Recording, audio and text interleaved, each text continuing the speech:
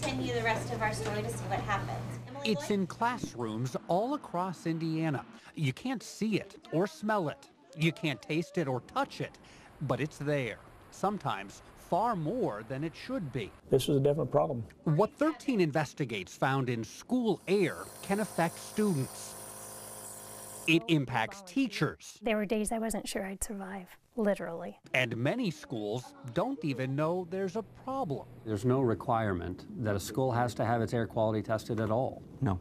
Now we're going to have an exciting day today. When students pack into a classroom to learn, they need more than books and pencils.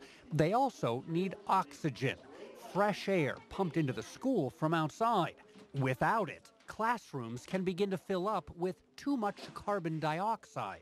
Carbon dioxide is what we breathe out. We breathe in oxygen, we breathe out carbon dioxide. Some schools monitor CO2 in their classrooms because the Environmental Protection Agency says it can have a big impact on students. Higher levels of carbon dioxide make a person sleepy. You get sleepy, you don't think as straight. The students will get a little quieter, lethargic. They're not going to be as alert. And your general ability to learn decreases. Elevated levels of carbon dioxide can also cause headaches.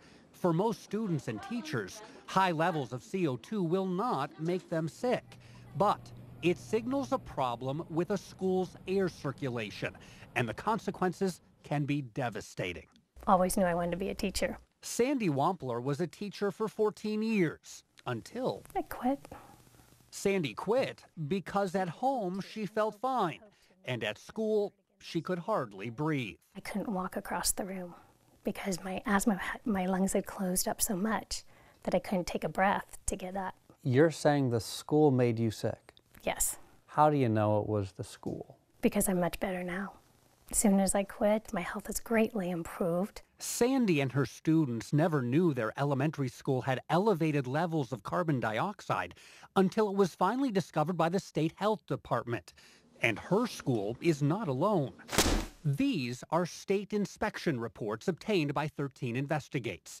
They show over the past decade, 66% of schools tested by state inspectors had what the state considers high levels of CO2. That's 2 out of every 3 schools where students were exposed to CO2 that exceeds state standards. And most schools never get tested. Last year, the state health department tested air quality at only 1% of Indiana schools. Why aren't all schools tested? Basically, the state law says that when our agency receives a complaint, we are to go out and investigate. No complaints, no test. Correct.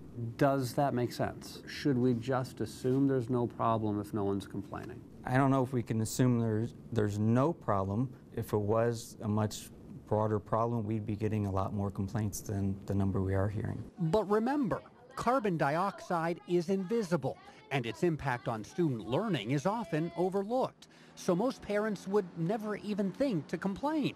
And many schools don't even know they have a problem. Take a look at this. Last week, we decided to visit 4 area schools that do not have a current complaint about air quality. At all 4, portable CO2 detectors showed carbon dioxide levels considered too high for schools. We had a little bit of problem in here last year. We got a little higher than we wanted to be. High CO2 has prompted Mooresville schools to begin their own testing. On this day, elevated levels detected at Northwood Elementary School, and at Mooresville High School, CO2 readings even higher. This is roughly twice as high as you'd like it to be. Yes, I'm going to have to do something with that. This is a definite problem. We also found a problem at Douglas MacArthur Elementary in Perry Township, where students track air quality every day. The flag is to show how the air quality is, and well, we put it up so high so everyone can see it. While these 4th graders were studying the outside air, we tested the air they're breathing inside. And we found their classroom filled with lots of carbon dioxide. I like to see it below 1,200 and 1,100. You don't want to ever get really over 1,500. We saw CO2 levels over 1,500 at every school we visited, and they knew we were coming. I don't think the kids really think about the inside air. We just think about what are we dealing with outside. But inside air can affect student learning and health, especially for the 250,000 Indiana children who have asthma. Melanie De Casa now needs special breathing treatments for her asthma. It got a lot worse a few months ago, as soon as this fourth grader started attending a new school. At this new school I'm going to, it's bad. It's like you can barely breathe. She's missed like 12 days this year. She's never missed that many days. School officials are now monitoring the air to see if they can figure out what might be triggering Melanie's asthma. Her mom asked for the testing. Parents have to speak out if they think that is a concern. It's something that if parents don't take a stand on it, nothing will change. If you'd like to request an air quality inspection at your child's school, we have details on how to do that at WTHR.com. You can also check out inspection results there. You can see if inspectors have been to your kid's school and what they found in the air. And we've got much more. Tomorrow night, I'll show you what else we found in school air that could make your kids sick. And 13 Investigates has discovered some schools that have air problems don't do anything to fix them. I'll show you how they get away with it when our investigation continues tomorrow night at 11. I'm Bob Siegel, Channel 13 Eyewitness News.